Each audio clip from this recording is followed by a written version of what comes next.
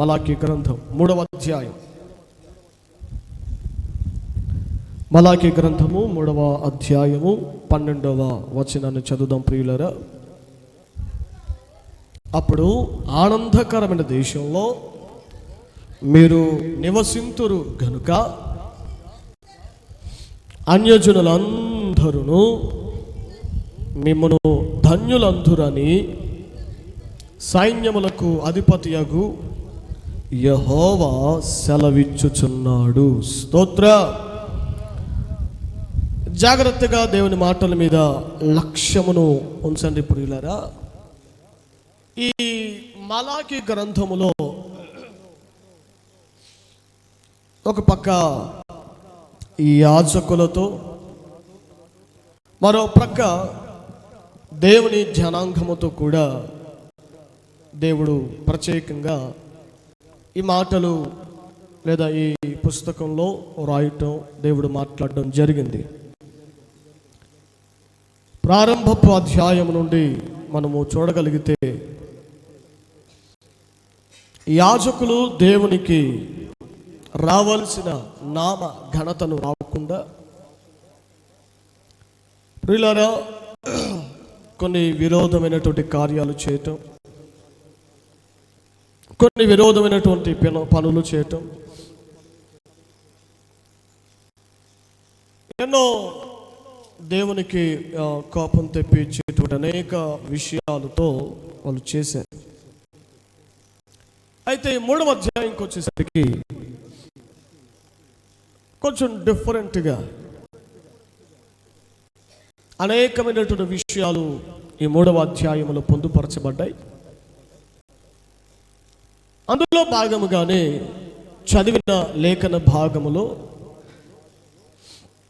దేవుని ప్రజలను గురించి దేవుడు అంటున్నాడు, ఇదిగో మీరు ఆనందకరమైన దేశంలో మీరు నివాసం చేస్తారు. మీరు అలా ఆనందకరమైన దేశంలో నివాసము చేస్తున్నప్పుడు మిమ్మల్ని చూచిన అనేకులైన అన్యజనులందరూ కూడా బా ఎంత ధన్యవంతులు రా వీళ్ళు, ఎంత ధన్యులు రా వీరు, ఎంతటి భాగ్యవంతులు రా వీరు అని మిమ్మల్ని చూచిన అన్యులు అనేకులు మిమ్మల్ని గురించి ఇదిగో ఈ మాట అంటారు అని దేవాతి దేవుడు సైన్యములకు అధిపతియగు యెహోవా సెలవిస్తున్నాడట. హల్లెలూయా.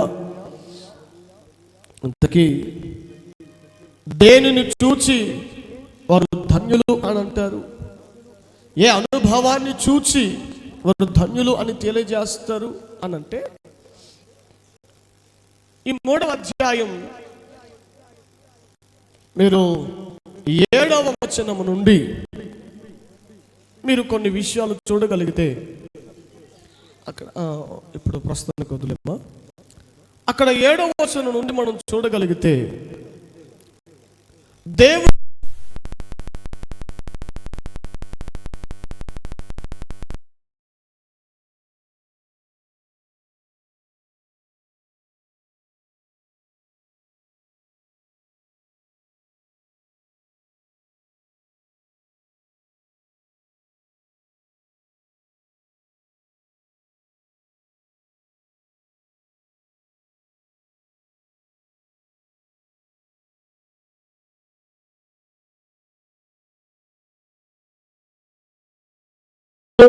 చేశాక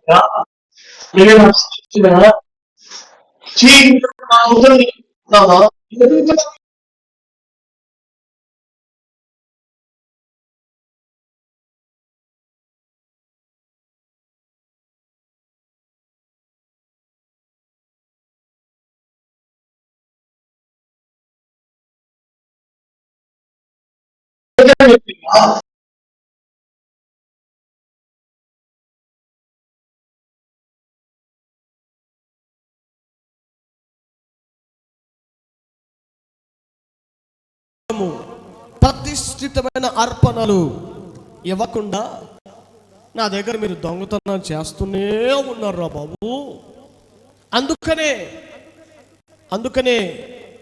మీరు వెళ్ళిన ప్రతి చోట మీరు శాపగ్రస్తులైపోతున్నారు.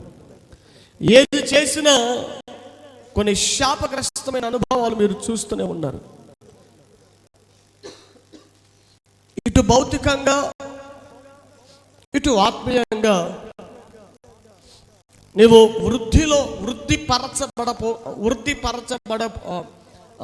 వృద్ధిలోనికి రాకపోవటానికి గల కారణం నా దగ్గర నువ్వు దొంగతనం చేస్తున్నావు. 10వ భాగం జరుగురా 10వ భాగం అంతయు ప్లస్ అక్కడ ఇంకో మాట ఏమడుగు రాబడింది, 10వ భాగం మాత్రమే కాదట దొంగతనం చేసేది, ప్రతిష్ఠితమైన అర్పణలను కూడా దొంగతనం చేస్తున్నారట. ఎవరు? ఒకటి జనులు దొంగతనం చేస్తున్నారు, రెండవదిగా యాజకులు కూడా దొంగతనం చేశారట. మీరు 9వ వచనాన్ని చూస్తే మీరు ఎప్పుడైనా మాటను గమనించారో లేదు, ఈ జనులందరూ నా దగ్గర దొంగతనం చేస్తున్నారు కనుక మీరు శాపగ్రస్తులు అయ్యారు అని అంటాడు. అదేంటి, జనాలు దొంగతనం చేస్తే వాళ్ళు శాపగ్రస్తులు అవ్వాలి కానీ యాజకులు శాపగ్రస్తులు అవ్వటం ఏంటి? ఈ జనులందరూ దొంగతనం చేస్తున్నారంటే వాళ్ళు కదా శాపం రావాల్సింది. ఇది యాజకులతో మాట్లాడుతున్న మాట. యాజకులతో పాటు జనులతో ఇద్దరిని కలిపి మాట్లాడుతున్నాడు దేవుడు.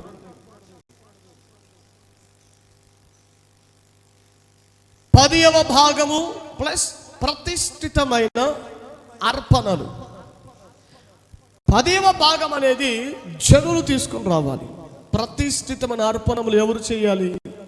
యాజకులు. ఎందుకంటే ప్రతిష్ఠితమైనది ప్రభుకే చెందాలి, దేవునికే రావాలి. దహన బలి అనేటువంటిది ఒకటి జరుగుతుంది. దహన బలి అనేది ఒక బలి ఉంది. వాస్తవంగా దహన బలులు కాకుండా మిగతా బలులు ఏ బలి చేసినా యాజకులకు మొదటి భాగం తీయాలి. కుడి జబ్బ అంటే జబ్బ అంటే ఏంటి? తొడలేనా? ఎక్కడ మాంసం ఎక్కువగా ఉంటుందో మొదటి భాగముగా యాజకునికి ఆ భాగం వచ్చేటట్టు ముందు యాజకుడు తీసేసుకోవాలి ఆ భాగం. జనుడు ఒక వ్యక్తి తన పాప పరిహారం కోసమో ప్రాయశ్చిత్తం కోసమో సమాధానార్థమైన బలి కొరకు దేనికో దానికి తన పక్షముకు ఒక బలిని తీసుకొచ్చినప్పుడు యాజకుడు ఏం చేయాలంటే ఆ బలిపీఠంలో దహించి వేయటానికంటే ముందు యాజకుడు దాన్ని ముక్కలుగా చేయాలి. ఆ ముక్కలుగా చేయటానికంటే ముందుగా యాజకుడు తనకంటూ ఒక భాగం తీసుకోవాలి. ఆ బలి పశువులో కొంత భాగం యాజకుడు తీసుకొని మిగతాదంతా కూడా దహించి వేయాలి, బూడిద చేయాలి. దహన బలి అలా కాదు.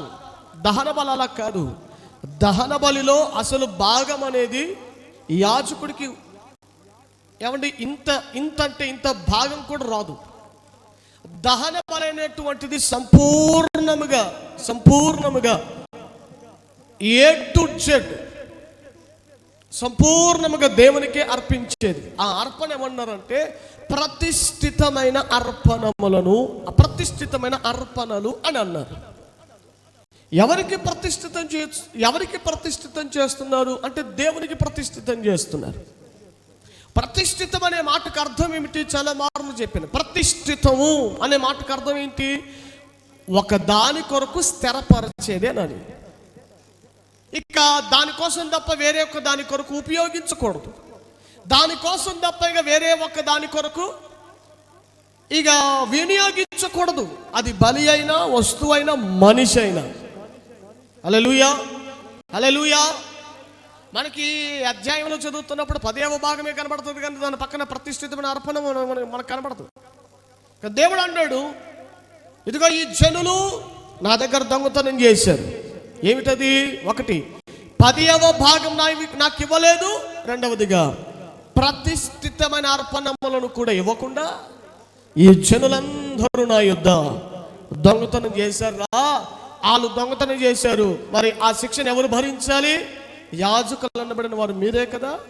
వారు దొంగతనం చేశారు, మీరు శాపగ్రస్తులయ్యారు, వారి శాపాన్ని మీరు మోస్తున్నారు. అర్థమవుతుందా? మీరు చేసే కొన్ని పాపిష్టి కార్యాలు ఎవరి మీద మోపబడతాయి తెలుసా? యాజకులమైన సేవకులమైన మా మీద మోపబడతాయి. ఏ అన్యం పుణ్యం ఎరగని సేవకుల మీద మా మీద కొన్ని ఏమండి దోష కార్యాలు మోపబడతాయి. జాగ్రత్త. మీరు చేసే కొన్ని తప్పుడు కార్యాలకు, మీరు చేసే కొన్ని తప్పుడు పనులకు సేవకుల మీద ఆ దోషం నిలబడుతుంది. ఎందుకంటే దైవ సేవకుడు అనబడిన వాడు నీ విషయంలో లెక్క అప్పగించేవాడు కాబట్టి, నీకు మారుగా దేవుని స్థానమందు నిలబడగలిగిన బాధ్యత కలిగిన దైవ సేవకుడు కాబట్టి. ఏమనుకున్నావు? దైవ సేవకులు అంటే బర్త్డే కోసమో లేకపోతే నీ పెళ్ళిళ్ళ కోసమో ఎవరిని నీటికొచ్చి ప్రార్థన చేయటానికో ఉన్నటువంటి దైవ సేవకుడు మాత్రమే అనుకున్నావా? లేదు లేదు లేదు. దైవజనులంటే ఏమండి నీవిచ్చే కానుకను మాత్రం తీసుకునేటోడు కాదు, నీ నిందను కూడా భరించగలిగిన వాడు, నీపై ఉన్న పాప దోషమును కూడా భరించగలిగిన వాడు దైవజనుడు. హల్లెలూయా. నీపై మోపబడబోతున్నటువంటి దోషాన్ని, ఆ పాపపు భారాన్ని ఏమండి సేవకుడి మీద కూడా ఏమండి సేవకుని మీద కూడా అట్టి పాప భారం అనేది ఉంటుంది అన్న సంగతి ఈ పూట మీకు జ్ఞాపకం చేస్తున్నా. ప్రభు అన్నారు, అరే మీరు 10వ భాగం 10వ భాగం మీరు ఇవ్వట్లేదు, దొంగతనం చేశారు మీరు. అసలు ఈ 10వ వంతు గొడవ, ఈ 10వ భాగం అనేటువంటి గొడవ ఎక్కడి నుంచి వచ్చింది? దేవుడు ఎక్కడ పెట్టాడు? ఏమండి అసలు దేవుడు తెలియచేయని రోజులలోనే దేవుడు ఆ 10వ భాగమును గురించి 10వ భాగమును గురించి చెప్పని రోజుల్లోనే, ఏమండి 10వ భాగమును గురించినటువంటి ప్రత్యక్షత లేని రోజులలోనే అబ్రహాము దేవుడు 10వ వంతునిచ్చాడు. హల్లెలూయా. చెప్పలేదు, చెప్పకపోయినా తెలియకపోయినా దేవునికి 10వ భాగం 10వ వంతుని ఇవ్వాలి అని అబ్రహామే మొదలుపెట్టాడు ఆ కార్యాన్ని. అబ్రహాము దగ్గర నుండి ప్రారంభమైన ఆ అనుభవం దేవుడు దాన్ని క్రమపరచాడు. ఒక కట్టడగా దేవుడు చేశాడు. కట్టడ అంటే ఏమిటో అర్థం ఏంటో తెలుసా? నువ్వు తప్పనిసరిగా చెయ్యగలిగేదని అర్థం. 10వ వంతు అనేది నువ్వు 10వ భాగం ఇచ్చేది కూడా ఏమండి నీకు బుద్ధి పుట్టినప్పుడో ఇచ్చేదో, నీకు బుద్ధి పుట్టినప్పుడు ఇచ్చేదో, లేకపోతే నీకు బుద్ధి లేనప్పుడు ఇవ్వకపోవటం అనేది కాదు. And this is commandment. ఇది ఒక కట్టడ. అంటే ఎవరు తెలుసా? నీకు ఇష్టం ఉన్నా లేకపోయినా, నీకు బుద్ధి ఉన్నా లేకపోయినా, నీకు మనసు ఉన్నా లేకపోయినా 10వ భాగం 10వ భాగం నిశ్చయంగా అది దేవునికి నువ్వు ఇవ్వాలి. నువ్వు ఇవ్వగలిగేది అది.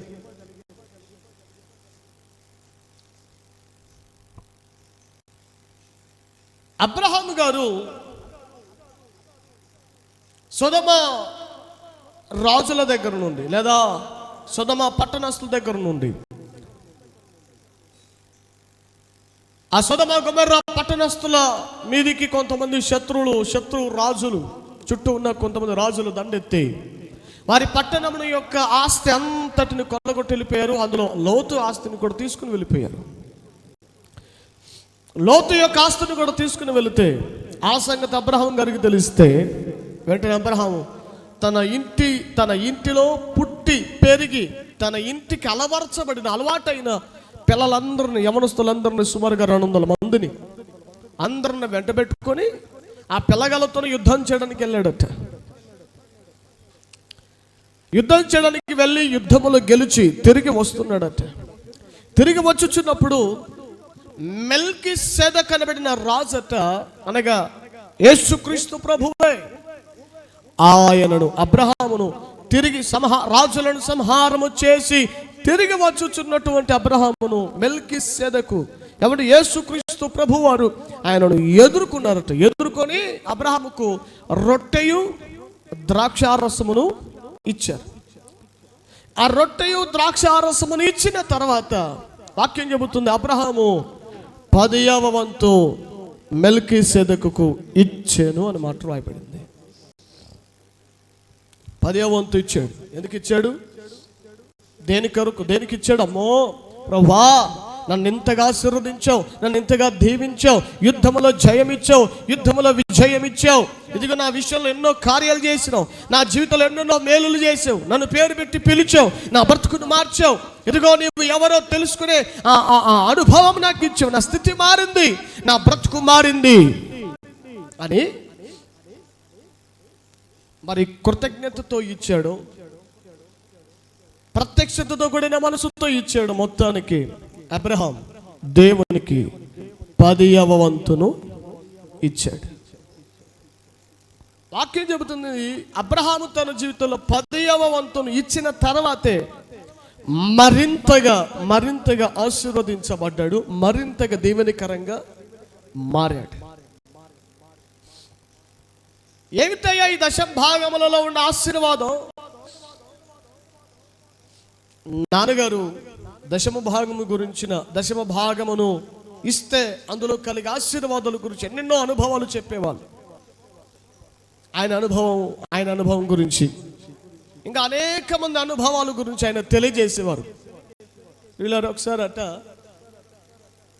నాన్నగారు రక్షించబడిన తొలి నాళ్ళలో ఆయన సంఘానికి వెళ్తున్న సేవకుడు ఇట్లానే దశమ భాగం గురించి చెప్పారట. దశమ భాగం గురించి చెబితే నాన్నగారు అక్కడే తీర్మానం చేసుకున్నారు. ఇదిగో ఈరోజు సాయంకాలం చేపల పట్టడానికి వెళ్తాను ప్రభువా, నాకు మొదటి చేప, నాకు అది పెద్దదొచ్చినా చిన్నదొచ్చినా ఎలాంటి చేప అయినా సరే, నేను వల వేసినప్పుడు చేప పడితే ఆ ఫస్ట్ చేప, మొదటి చేప నీకే చేస్తాను ప్రభువా, మొదటి భాగం నీకే ఇస్తాను ప్రభువా అని ఓ తీర్మానం చేసుకున్నారట. తీర్మానం చేసుకొని చేపల పడ్డానికి వెళ్ళారు నాన్నగారు. చేపల పడ్డానికి వెళ్తే చాలా సమయం తర్వాత చేప పడింది. అది కూడా సుమారుగా 3-4 కేజీ ఉన్నటువంటి చేప, పెద్ద చేప పడ్డది. పెద్ద చేప పడంగానే మామూలుగా మనసులో ఏం రావాలి? ఎలాంటి ఆలోచన వస్తుంది? అమ్మో, పట్టమే పెద్ద చేప పడింది, మరలా ఇంకో పెద్ద చేపలు పడతాయా లేదా, మంచి చేప పడతాయా లేదా అనేటు ఒక చిన్న అనుమానం అనేది ఉండిపోతుంది. నాన్నగారు దేవుని సొంతలకు తీర్మానం చేసుకున్నారు. ఏమని? మొదటి చేప, మొదటి ఫలం, నా కష్ట ఫలం ప్రభువుకు నేను అర్పిస్తాను, దేవునికి నేను అప్పగిస్తాను. ఆ తీర్మానం ప్రకారంగానే ఫస్ట్ చేప పడితే ఆ మంచి చేప, మంచి పెద్ద చేప తీసుకెళ్ళి దైవ సేవకుడికి ఇచ్చాడట. అయ్యా ఇదిగో వల వేస్తే ఫస్ట్ చేప పడ్డది, ఇదిగో చేప ప్రభుకి ఇస్తున్నాడు అని చెప్పి దైవ సేవకుల చేతులు పెట్టి ప్రార్థన చేయించుకొని వచ్చారు. మళ్ళా చేపలు పట్టారట. ప్రధానికి పడతాయా పెద్ద పెద్ద చేపలు? ఒకసారి అంటే పడ్డాయి, మళ్ళా పడతాయా? ఆలోచించండి. మరలా వెళ్ళి చేపలు పడితేనట దేవునికి ఇచ్చింది ఎన్ని చేపలు ఇచ్చారు? నాన్నగారు ఎన్ని చేపలు ఇచ్చారు? ఒకటే ఇచ్చింది. కానీ చాలాసేపటి తర్వాత చేపలు పడతా ఉంటే ఏమండి, ఒకటన్నా దొరుకుతుందో లేదా అని కూర్చుని ఆయనకి ప్రియులారా ఒక గంప తీసుకుని వెళితే ఆ గంప నిండా చేపలు దొరికాయట. ఆ గంప నిండా చేపలు దొరికాయి. ఆ గంప నిండా చేపలతో నిండిపోయింది. దేవుని స్తోత్రం కలుగును గాక. ఇలా ఎన్నో అనుభవాలు. దశమ భాగం ఇవ్వటం వల్ల కలిగిన ఆశీర్వాదాలు నాన్నగారు ఎన్నో మార్లు తన జీవితంలో రుచి చూశారు. పెద్ద సాక్ష్యం మా అబ్బగారు, మా జేజీ గారి. చాలా మార్లు చెప్పాను సాక్ష్యం, ఎంతమంది గుర్తుందో లేదో. పనికిమాల విషయాలన్నీ గుర్తుపెట్టుకుంటారు, ఇలాంటి సాక్ష్యపు అనుభవాలు గుర్తుపెట్టుకోరు. అబ్బగారికి జేజీ గారికి అప్పట్లో పొలాలు ఉండేవి. పొలం వేశారట. ఇలాగే ఒకసారి పెద్ద వర్షం పడ్డది రాత్రి. ఆ పక్క పొలాలు కలిగిన వాళ్ళేమో అబ్బగారి దగ్గరకు వచ్చి అన్నారట, సార్ కుట్టప్పని సార్, సారీ అయ్యా కుంజప్పి గారు, ఇదిగో ఈ విధంగా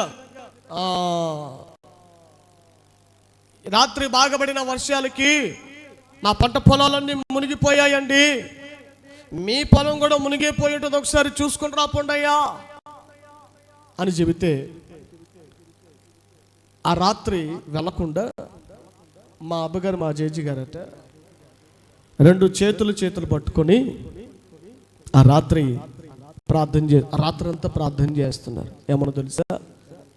ప్రభువా, ప్రతి నెల, అప్పటికే మా అబ్బగారు గవర్నమెంట్ టీచర్గా ఉద్యోగం చేస్తున్నారు, ప్లస్ సేవ కూడా చేస్తున్నారు, పరిచర్య కూడా చేస్తున్నారు.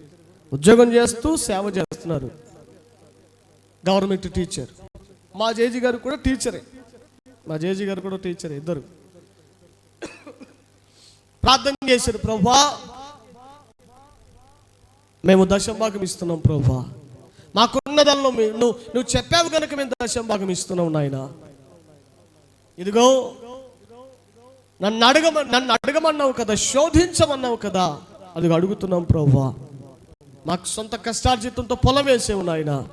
ఉదయం అయ్యేసరికి ఆ పొలం ఎలా కనబడుతుందో మాకు తెలియదు, కానీ నీ చేతులకు అప్పగిస్తున్నాం ప్రభువా. నాయనా సహాయం చేయండి తండ్రి, ప్రభువా కాపాడండి నాయన అని రాత్రంతా మా అబ్బగారు జేజీ గారు ప్రార్థన చేస్తున్నారట. ఉదయం అయింది, కాసేపు పడుకొని స్నానాలు అవి చేసుకొని పొలం దగ్గర చూడడానికని వెళ్ళారట. పొలం దగ్గర చూడడానికి వెళ్తుంటే మిగతా రైతులు కూడా వాళ్ళ పొలాలు చూసుకొని రిటర్న్ వస్తూ, కుంజప్పి సార్, ఇదిగో ఏం చేశారండి మీరు అని ఇద్దరు ముగ్గురు వచ్చి అడుగుతున్నారట. మా అబ్బగారు, ఏమైందయ్యా, ఏమైందంటారంటండి, రాత్రి పడినటువంటి పెద్ద వర్షానికి మా పొలాలన్నీ మునిగిపోతే మీ పొలం మాత్రమే ఏమి మునిగిపోకుండా చాలా చక్కగా ఉందండి. ఇదెలా సాధ్యం? ఏం చేశారు రాత్రి మీరు? ఏ మంత్రం చేశారు? ఏం చేశారంటే మా అబ్బగారు అన్నారట, ఏ మంత్రం లేదు, మేము దేవుని నమ్ముకున్న వాళ్ళం, దేవునికి మా జీవితాలను అప్పగించిన వాళ్ళం. రాత్రంతా మేము ప్రార్థన చేసామయ్యా, దేవుడే మా పంటకు కాపుదల వేశాడు.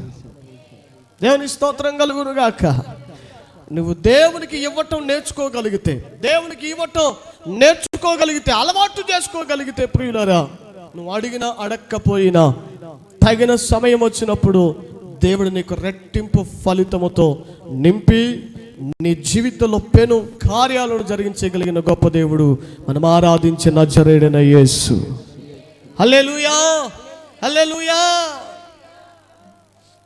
ఇలా చెప్పుకుంటూ పోతే ఎన్నో సాక్ష్యాలు ఉన్నాయి.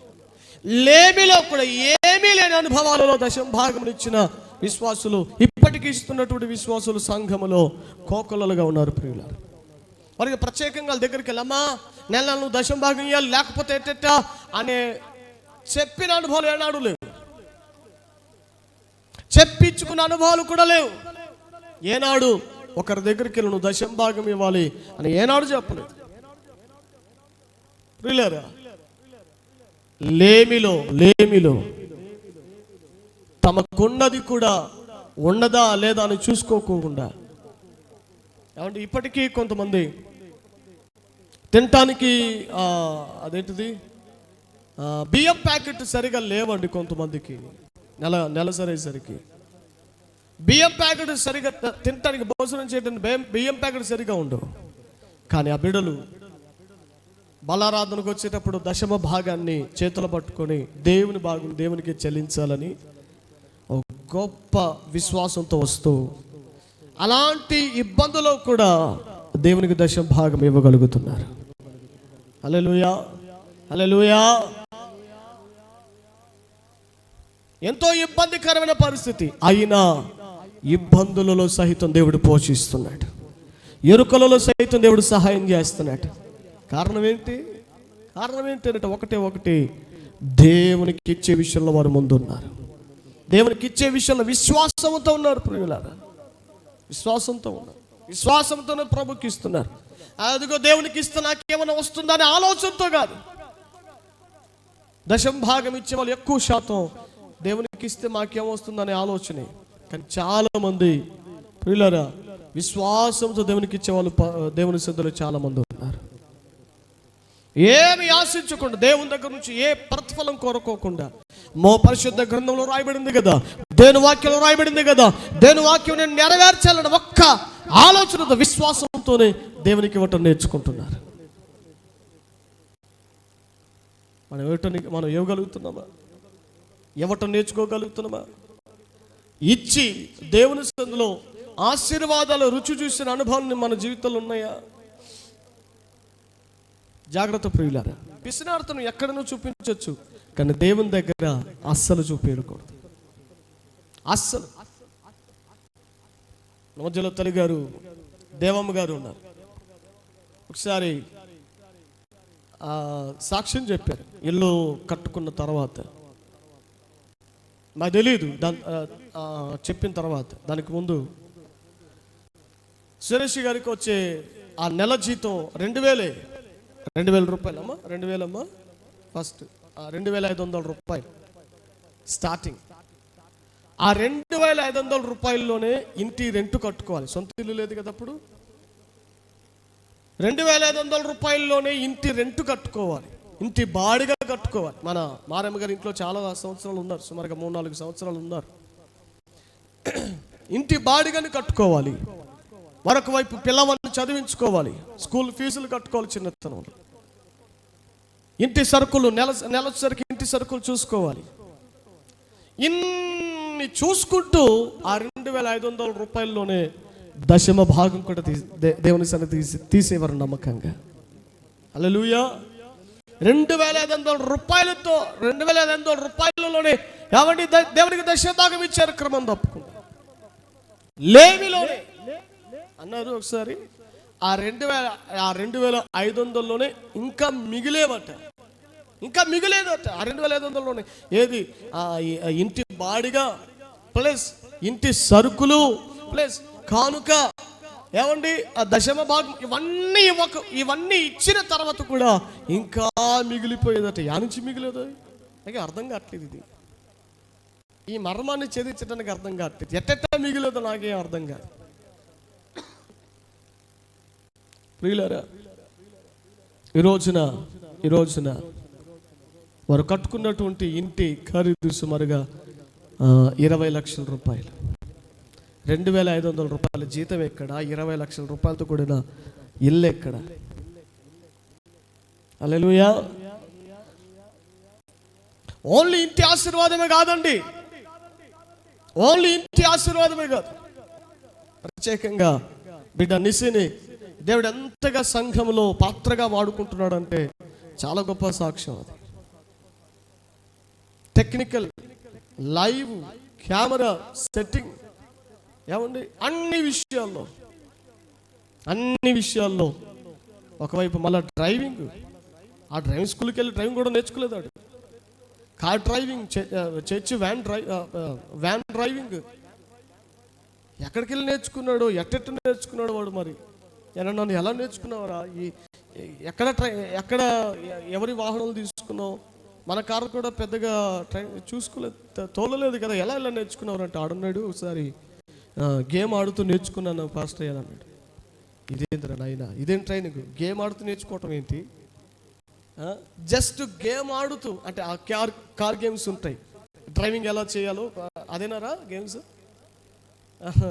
జస్ట్ గేమ్ ఆడుతూ ఆ గేమ్లో ఎలా డ్రైవింగ్ చేయాలన్నా జస్ట్ ఆ గేమ్స్ ద్వారా ఏమండి డ్రైవింగ్ నేర్చుకొని వ్యక్తిగతంగా మంచి డ్రైవింగ్ స్కిల్స్ పొందుకునే ఆ మంచి జ్ఞానం దేవుడు ఆ బిడ్డకి ఇచ్చాడు. మరొక వైపు సేవకునికి పరిచర్య చేస్తూ సంఘంలో ఏమండి కొంచెం గ్యాప్ దొరికితే చాలు, ఈగలు బెల్లం దగ్గరకు వచ్చినట్టుగా చర్చి దగ్గరికి వాలిపోతాడు. ఇంట్లో వాళ్ళకి ఏసీ ఉంది, ఫ్యాన్ ఉంది, ఇక్కడికి వచ్చి రేకుల చెట్టు కింద పడుకోవడానికి ఇష్టపడతాడు పిల్లోడు. ఎన్నో మాటలు చెప్పి, నాన్న ఇంట్లో పడుకోరా, పర్లేదు పాస్టర్ చర్చిలో పడుకుంటా. గమనించండి, పిల్లవాడు ఎక్కడ కూడా తప్పిపోకుండా దేవుడు తన సన్నిధిలో నిలబెట్టడానికి కూడా వారిచ్చిన ప్రతిష్టార్పణ, వారిచ్చినటువంటి దశమ భాగం బిడ్డ జీవితంలో కూడా దేవుడు కార్యం చేస్తున్నాడు. గమనించండి, దశం భాగం ఇస్తే ఒక ఇంటి ఆశీర్వాదం, జీతం పెరిగిద్ది, అది ఇదొక్కటే కాదు మనం చూడాల్సింది. ఆత్మీయంగా కూడా కొన్ని మేలులు పొందుతామనే సాక్ష్యం మీ ముందు పెడుతున్నాం. దేవునికి స్తోత్రం కలుగును గాక. హల్లెలూయా. ఎంచి చూడండి మన మందిరంలో ఎంతమంది దశం భాగం ఇస్తున్నారు, వారి బ్యాక్గ్రౌండ్ ఒకసారి ధ్యానం చేసి చూడండి. ఎంతగా ఒకవైపు భౌతిక పరంగా, మరొక వైపు ఏమండి ఆత్మీయంగా ఎంతగా దేవుడు ఆశీర్వదిస్తూ నడిపిస్తూ ఉన్నారు. ఏమండి తల్లిగారు లక్ష్మమ్మ గారు వస్తున్నారు. ఒక్కటే ఆమెకు వచ్చే జీతం మహా అంటే 10,000 12,000 ఎంతో వస్తుంది. ఆ 10,000 12,000 రూపాయల జీతంతో, అది కూడా ఈ మధ్య కాలంలో పెంచారు. దానికి ముందు 5,000 6,000 ఎంతమ్మా, 6,000, జస్ట్ 6,000, 3,000 లోపు స్టార్టింగ్, 3,000 లోపు ప్రారంభం,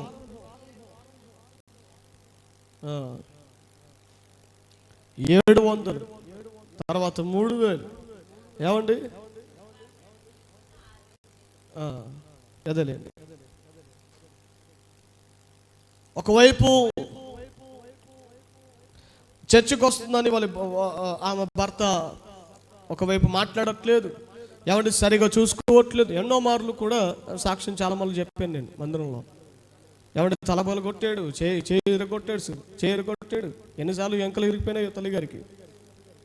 ఏమండి ఎన్నో అనుభవాలు ప్రియులారా. కానీ అలాంటి అనుభవాలలో ఉన్నా కూడా ఏనాడు ఎవడు దశం భాగం ఇవ్వకుండా వెనక తీసిన తల్లి కాదు, చెయ్యి వెనక తీసిన తల్లి కాదు. అలాంటి ఇబ్బందులు కూడా సమృద్ధిగా దేవుని కొరకు చేయి చాపారు. ఈ రోజున ఏమండి ఎంత చక్కగా ఇల్లు కట్టుకున్నారు.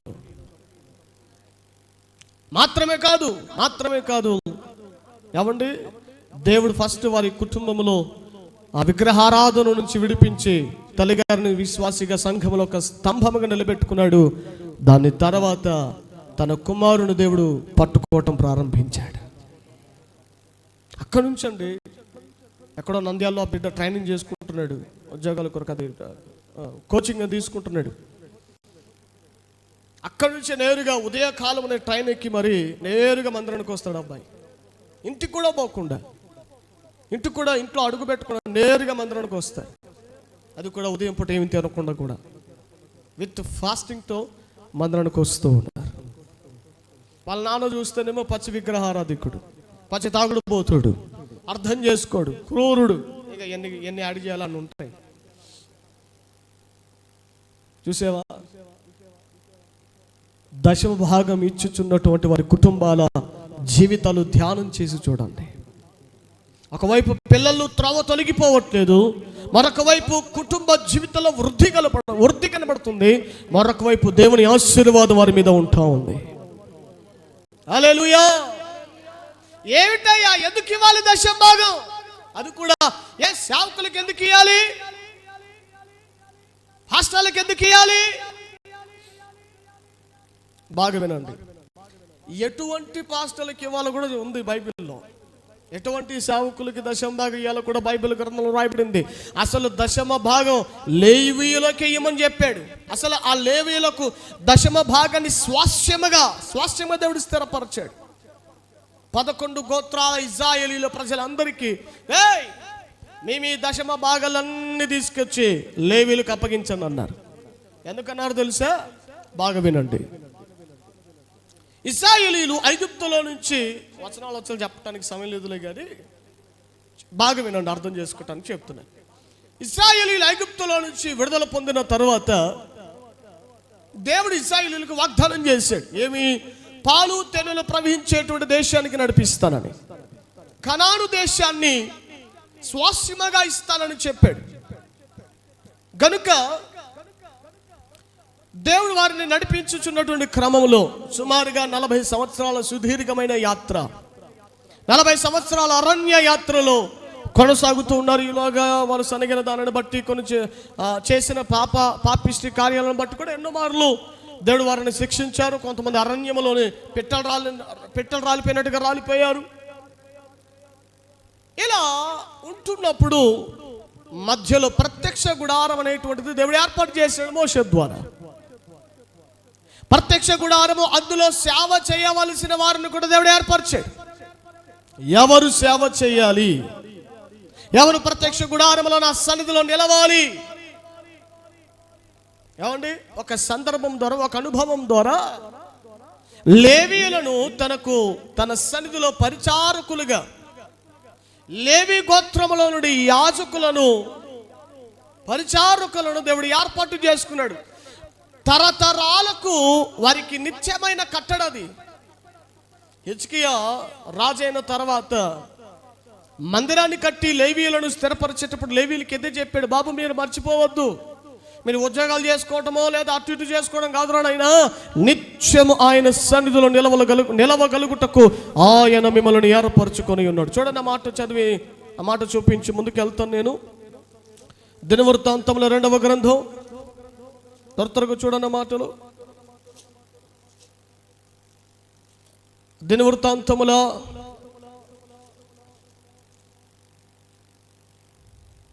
2వ గ్రంథము 29వ అధ్యాయం. దినవృత్తాంతముల 2వ గ్రంథం 29వ అధ్యాయము 11వ వచనాన్ని చదవండి. నా కుమారులారా, తనకు పరిచారకులై ఉండి ధూపము వేయుచుండుటకును, అంటే నిత్యం ప్రార్థన చేయాలని దేవుని సన్నిధిలో, ధూపం వేయుచుండుటకును, తన సన్నిధిని నిలుచుటకును, తనకు పరిచర్య చేయుటకును యెహోవా మిమ్మును ఏర్పరచుకొనెను గనుక మీరు అశ్రద్ధ చేయకండి. ఎవరితో అన్నాడు ఈ మాట? లేవీయులతో చెబుతున్న మాటలు ఇవన్నీ. 5వ వచనం చదువుమా. లేవీయులారా,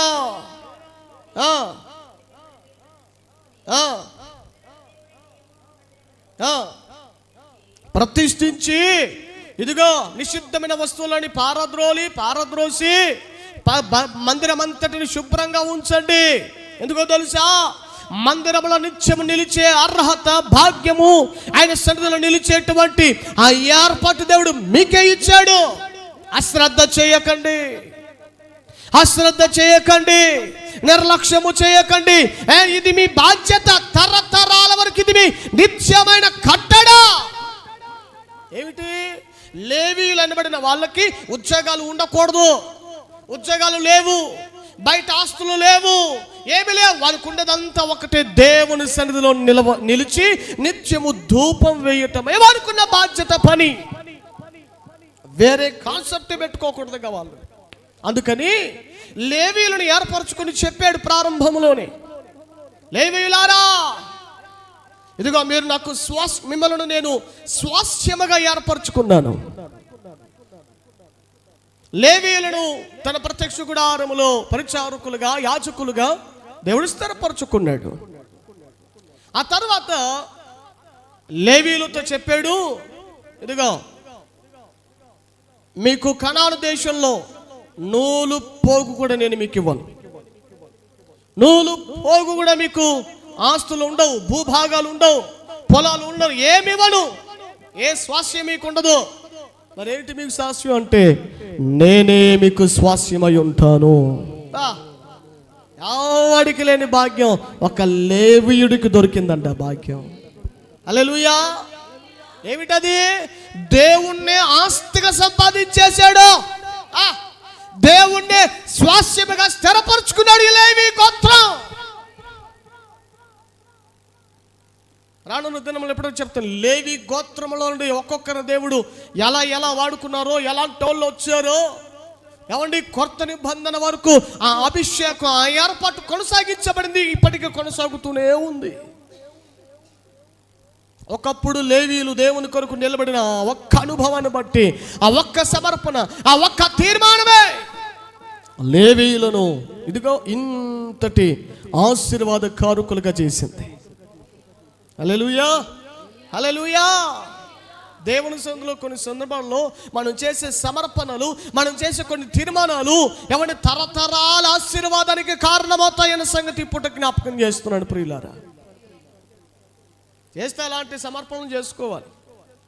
ఈ పూటకు ఆశీర్వాదం, ఒక వారం వరకు ఉండే ఆశీర్వాదం, ఒక సంవత్సరం వరకు ఉండే ఆశీర్వాదం కాదు, తరతరాలు నిలబడిపోయి ఆశీర్వాదం సంపాదించుకునేంత సమర్పణ మనం కలిగి ఉండగలిగాం.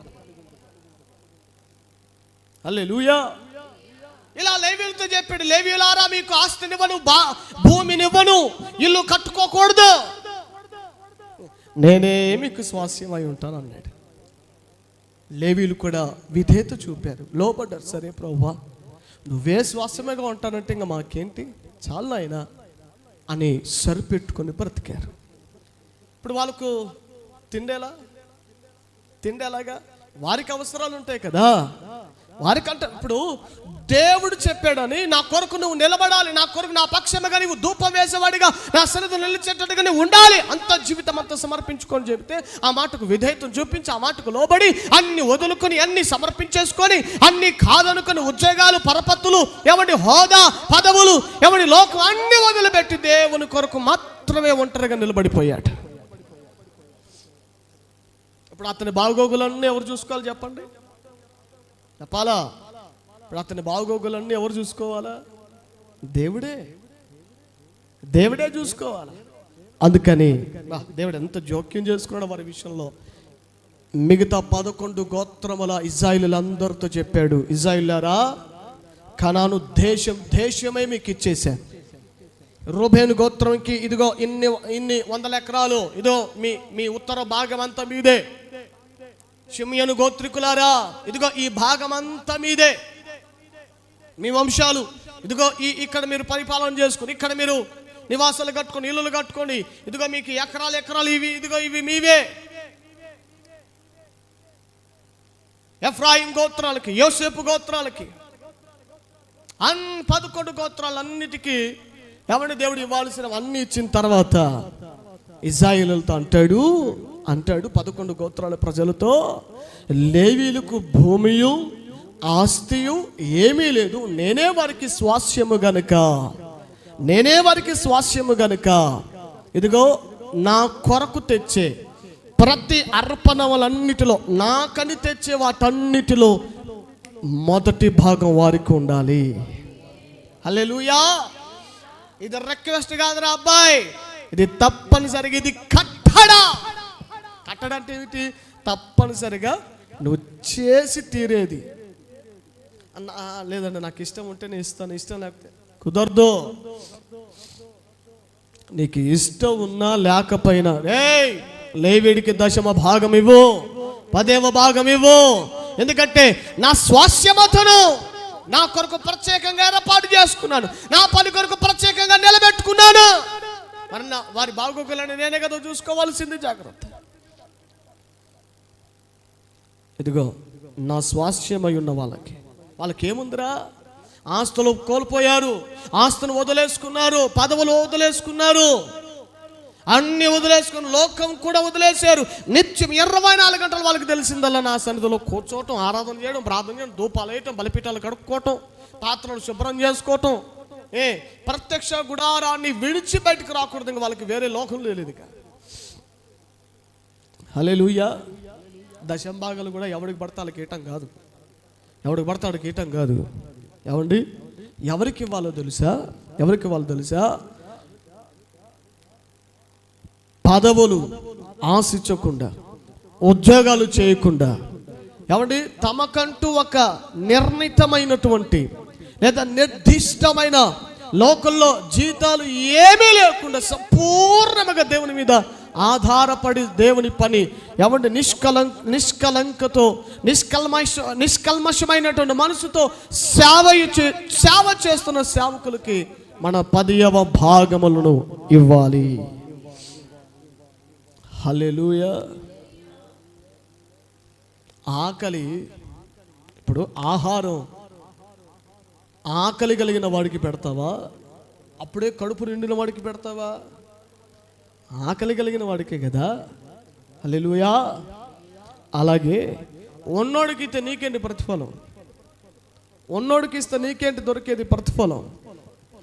దేవుని మీద నిత్యం ఆధారపడుతున్న వారికి ఇస్తే కదా నీకు ఘనమైనదిగా ఉంటుంది, నీకు ఆశీర్వాదకరంగా ఉంటుంది. ఏమిటి ఆశీర్వాదం? దశం భాగం ఇస్తే ఏంటయ్యా మాకు ఆశీర్వాదం, ఏంటయ్యా మాకు దీవెన? రాసుకో, 3 ఆశీర్వాదాలు. 3 ఆశీర్వాదాలు.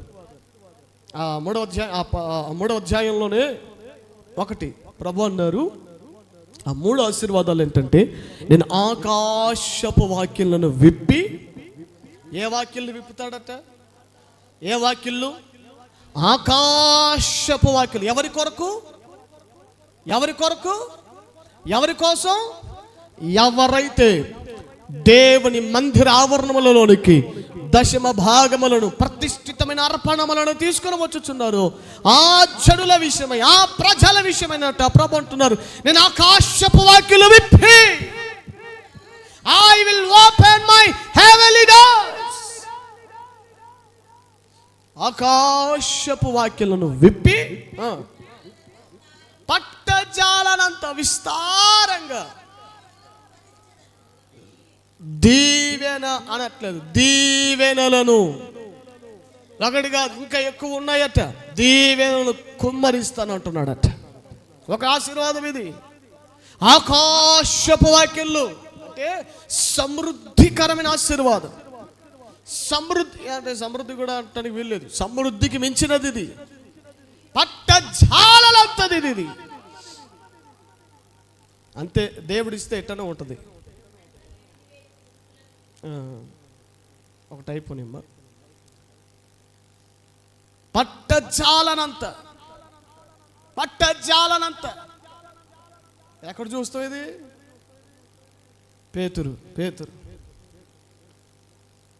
పేతురుకి అంత ఆశీర్వాదం ఎలా దొరికిందంటావు చెప్పనా? పేతురుకి దేవుడు విస్తారమైన చేపలు ఈయటానికంటే ముందు పేతురు యేసయ్యకి దోణి ఇచ్చాడు. ఎందుకు ఇచ్చాడో తెలుసా? వాక్యం చెప్పటానికి. యేసు ప్రభు వాక్యం చెప్పటానికి అవును అవకాశముగా పేతురున్నాడు. పేతురు, అయ్యా ఇదిగో నీ దోణలో ఎక్కించుకుంటావా? ఈ ప్రజలకు కొద్ది నిమిషాలు దేవుని నా మాటలు చెప్పాలని. అయ్యా తీసుకోండి. ఇచ్చేశాడు.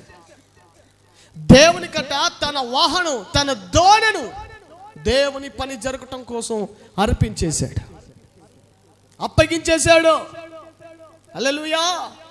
దేవునికి ఇచ్చినందుకు ఏంటి ప్రతిఫలం? విస్తారమైన. ఎంత విస్తారమైందంటే పట్టలేకపోతున్నాడట. పేతురు గారి వల పిగిలిపోతా ఉందట. పిలుస్తున్నాడు, ఇదిగో వేరే వాడడం కూడా పిలుచుకో, వేరే దోణలను కూడా పిలుచుకో. విస్తారంగా రాత్రంతా నిరాశలు ఉంటుంది. ఒక్క చేప దొరకలేదు. ఎంతో ప్రయాసపడ్డారట, ఎంతో కష్టపడ్డారు. పలుమార్లు కొంతమంది నా దగ్గరకు వచ్చి ప్రార్థన చేసుకుంటూ ఉంటారు. అయ్యా నేను పలానా చోట పని చేస్తున్నానండి, పలానా చోట ఉద్యోగం చేస్తున్నాను, అయ్యా అన్నా నా కోసం ప్రార్థన చేయండి. నా కష్టానికి తగ్గట్టుగా నేను జీతం పొందుకోలేకపోతున్నాను, నా కష్టానికి తగ్గట్టుగా, నా పనికి తగినట్టుగా నేను ఫలితాన్ని నేను పొందుకోలేకపోతున్నాను. మనుషులు అంతే. ప్రియులారా, నీవు విశ్వాసంతో దేవునికి ఇవ్వటం నేర్చుకోగలిగితే నీ కష్టానికి తగినంతగా కాదు దానికి రెట్టింపు దేవునికి ఇవ్వటం ప్రారంభిస్తాడు. ఆమేన్, హల్లెలూయా. పట్టచాల, ఇది ఒక ఆశీర్వాదం. రెండవది ఏంటో తెలుసా? దాని కింద మాట రాయబడింది, నీ పంటను తినివేయు పురుగును. ఏం పురుగు అది? రోగమని పురుగో, వ్యాధిని పురుగో. పంట అంటే ఏంటి? నీ కష్టాన్నట దేవుడు వృధా కానివ్వడు, వృధాగా పోనివ్వడు. ఏ పంట? నీ పంటను తినివేసే పురుగు. అది ఏ పురుగు? కొంతమందికి కష్టపడిన జీతం అంతా మాత్రలకే ఖర్చు అయిపోతూ ఉంటుంది, ఆ టాబ్లెట్లకే ఖర్చు అయిపోతుంటుంది, ట్రీట్మెంట్కి ఖర్చు అయిపోతూ ఉంటుంది, హాస్పిటల్ చుట్టూ తిరిగి ఖర్చు అయిపోతూ ఉంటుంది. ₹1 మిగలదు. మిగిలించుకునే అనుభవమే కనబడదు కొంతమంది జీవితాలలో. దేవుడు అన్నాడు, ఏ పురుగు ద్వారా నీ పంట నాశనం అవుతుందో, ఏ అనుభవం ద్వారా నీ కష్టమంతా నేలపాలవుతుందో, వ్యర్థమవుతుందో, ఇదిగో నీ పంటను తినివేసి పురుగును నేను గద్దిస్తాను అంటున్నాడు. పురుగును గద్దిస్తాడట. గద్దిస్తే రాయబడింది అక్కడ 3వ అధ్యాయంలో ఏంటట, అవి మీ భూమి పంటను నాశనం చేయవు. అక్కడ నన్ను చాలా ఆలోచింపజేసింది ఈ మాట. మీ ద్రాక్ష చెట్లు అకాల ఫలములను రాల్పవు. అంటే మధ్యలోనే పోదని అర్థం. ఎంతోమంది పంట వేసుకుంటారు, కొంతమంది తోటలు నాటుకుంటారు. సంవత్సరం వరకు కొన్ని తోటలు ఉంటాయి. కొన్ని తోటల ఫలం రావాలంటే కొన్ని తోటలు సంవత్సరం వరకు వెయిటింగ్ చేయాలి. ఇంకా కొన్ని తోటలకు 2 సంవత్సరాలు 3 ఏళ్ళు వెయిటింగ్ చేయాలి. ఏమవుతుంది చెప్పండి, పురుగు పట్టడమో లేకపోతే ఏదైనా ఇబ్బంది జరుగుతుందో అయితే మధ్యలోనే పళ్ళు రాలిపోవటం, మధ్యలోనే ఆ పండ్లు నాశనం అయిపోవటం, ఏమంటే కష్టమంతా వ్యర్థమైపోతుంటుంది. గమనించండి. చాలామంది అమ్మో ఇల్లు కట్టుకుందాం, లేదా ఏదన్నా పిల్లోడికి పలానా రేపటి దిన మంచి చదువు చదివిద్దాం, ఇప్పటి నుండే డబ్బులు పోగేసుకుందాం, ఇప్పటి నుండే రూపాయి కూడా పెడదామని ఎంతో బాధ్యత కలిగిన తల్లిదండ్రులు రూపాయి కూడా పెడతా ఉంటారు.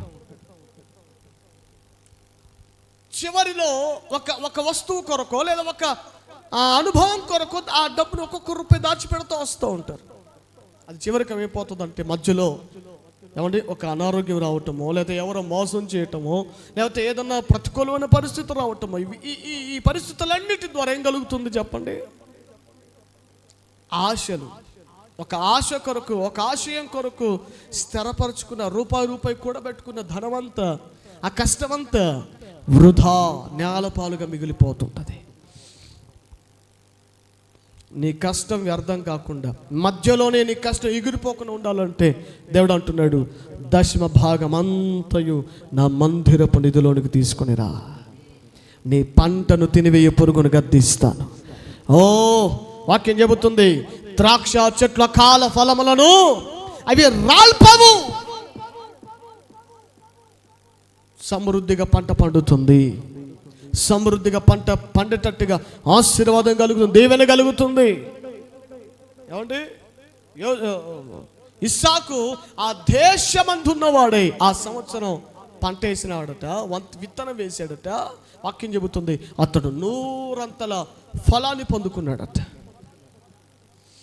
100 ఫలం.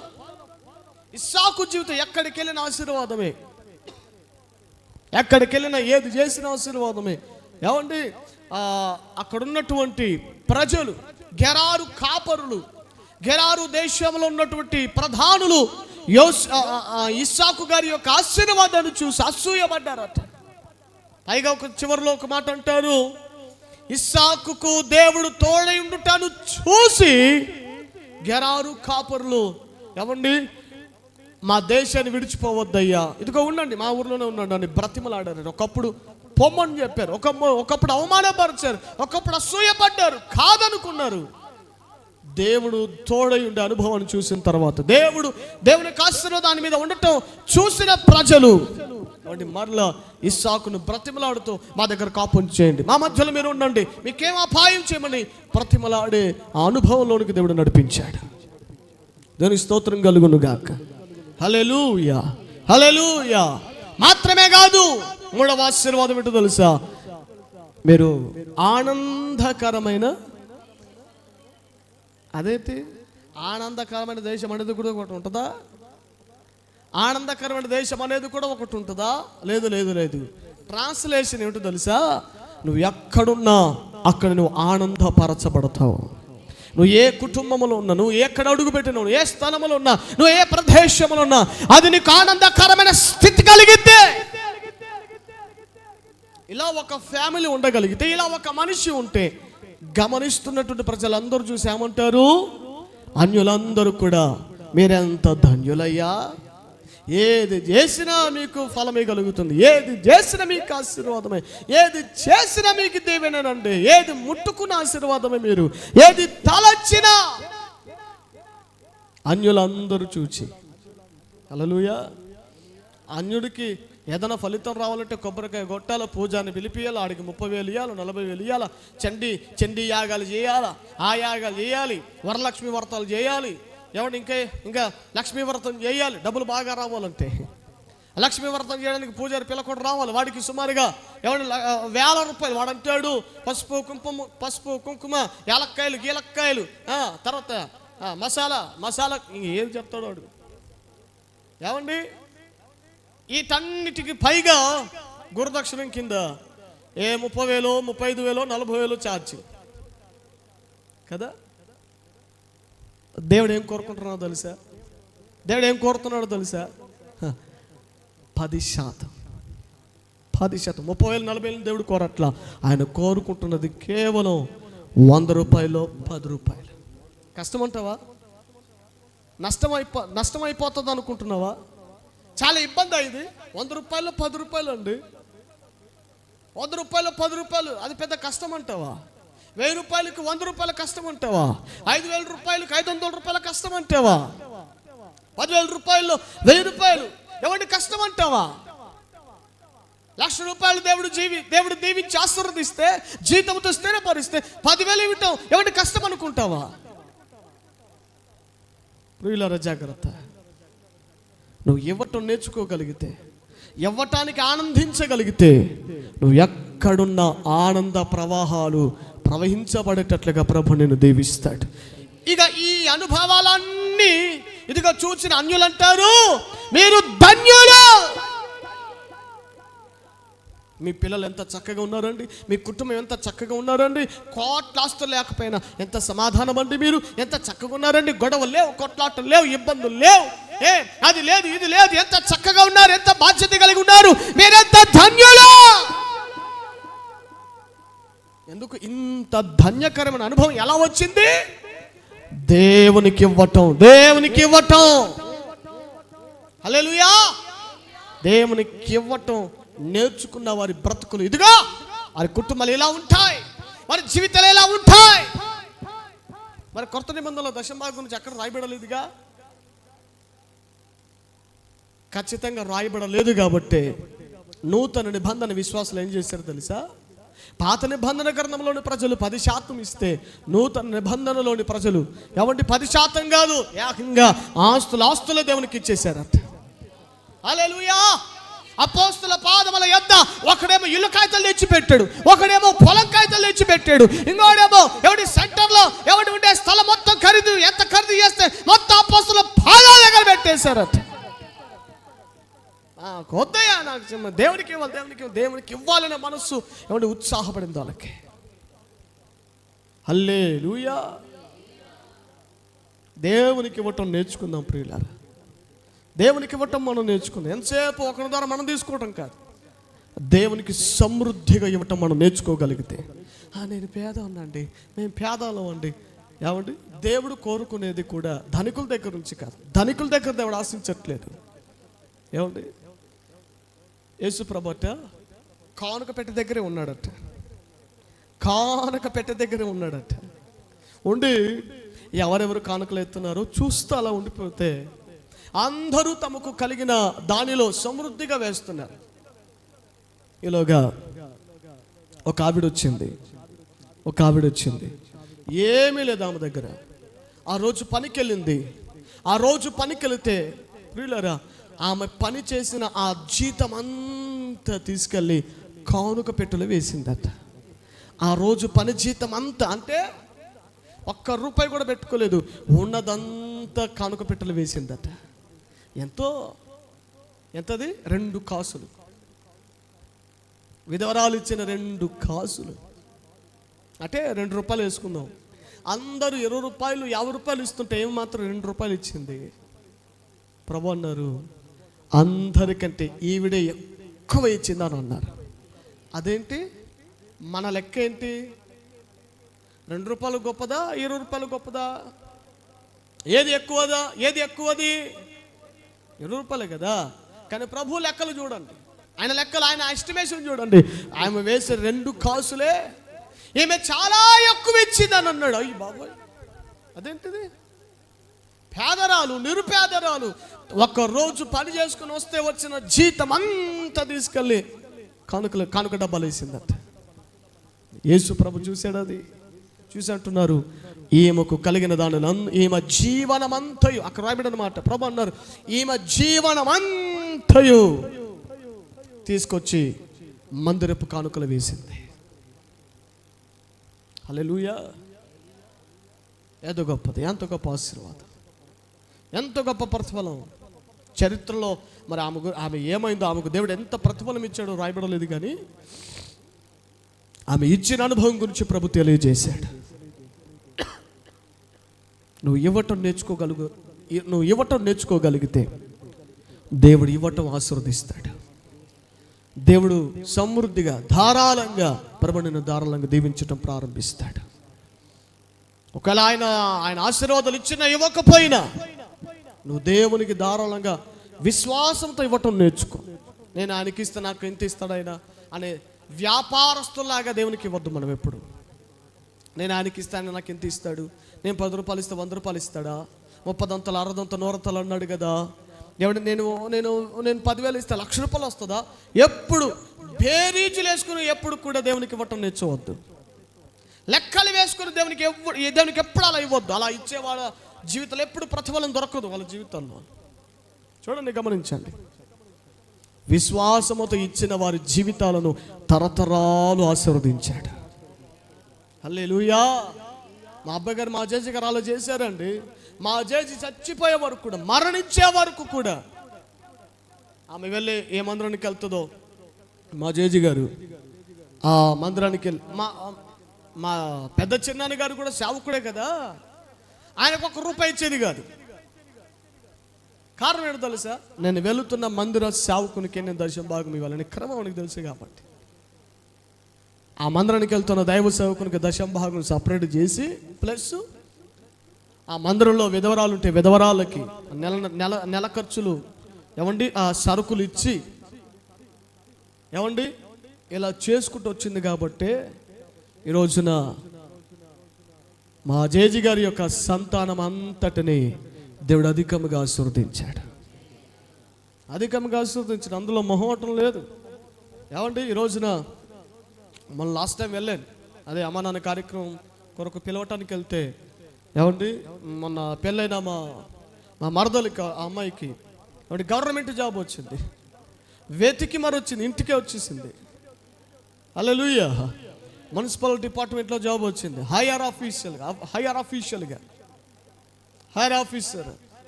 జాబ్ వచ్చింది. ఆ తర్వాత మా మేనత్త గారి పెద్ద కొడుకు, వాళ్ళకి 3 కొడుకులు, చూసే ఉంటారు మీరు అందరు.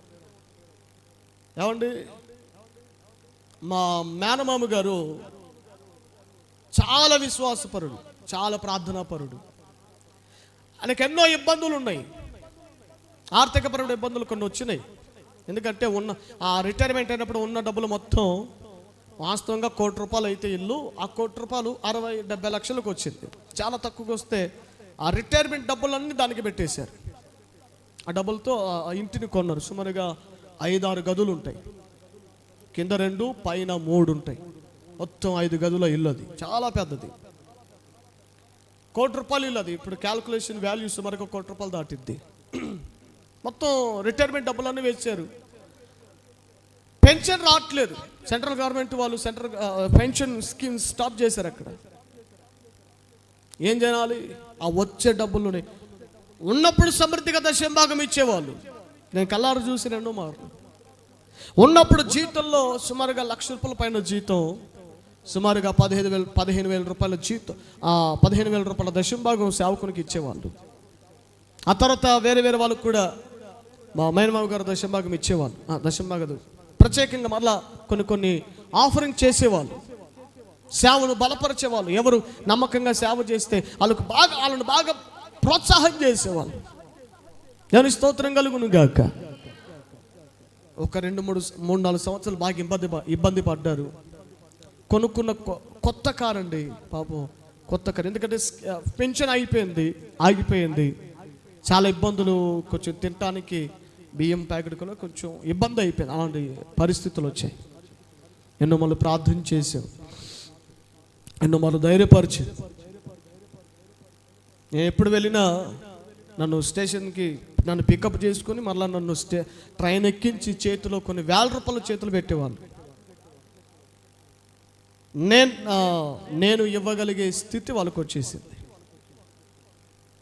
ఇవ్వలేదులేండి, ఎందుకంటే నేను ఇచ్చే స్థాయి నాది కాదు. ఎందుకంటే వాళ్ళు తండ్రి సమానులు, పెద్దవారు.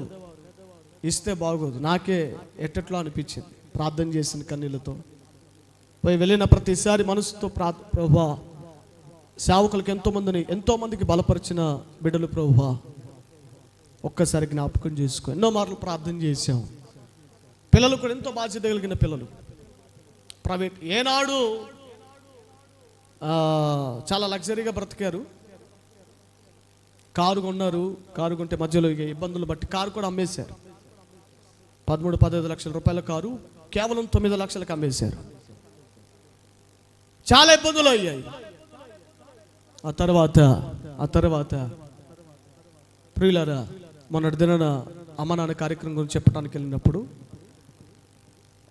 ఆ అబ్బాయి అన్నారు, కృప పోయిన నెలే గవర్నమెంట్ ఉద్యోగం దేవుడిచ్చాడు. స్టార్టింగ్ జీతమే సుమారుగా 40,000 రూపాయల పైన. స్టార్టింగ్ ఒక్క నెలే. మొన్న మార్చి ఏప్రిల్లో జాయిన్ అయ్యాడు. ఉద్యోగం ఎత్తుక్కొని మరి వచ్చింది. దేవుని స్తోత్రం కలుగును గాక. హల్లెలూయా. నీతిమంతుల సంతాన భిక్షమెత్తుట నేను చూడలేదంటాడు దావీదు. నా నాన్నగారి కుటుంబ వంశం అందరూ దేవునికి సమృద్ధిగా ఇచ్చిన ఫ్యామిలీ అండి. సమృద్ధిగా చేతులు చాపిన కుటుంబ సభ్యులు నా నాన్నగారి కుటుంబ వంశం అంతా కూడా. విడిచిపెడతాను అనుకున్నారా? తలదించుకునే పరిస్థితులు దేవుడు ఏనాడు ఉంచాడు. హల్లెలూయా. ఘనమైన స్థితిలోని దేవుడు చేస్తాడు. ప్రియులారా, దేవునికి ఇవ్వటం మనం నేర్చుకోగలిగితే, దేవునికి ఇచ్చే అనుభవం దేవునికి ఇచ్చే విషయంలో ఉత్సాహంగా మనం ఉంటే, దేవుడు తప్పకుండా మనల్ని, మన కుటుంబాన్ని దేవుడు ధారాళంగా సమృద్ధిగా ఆశీర్వదిస్తాడు. అటు కృప, అటు ధన్యత కలిగిన జీవితం ప్రభు మనకి రాత్రి అనుగ్రహించును గాక. ఆమేన్. అందులో నిలబడండి.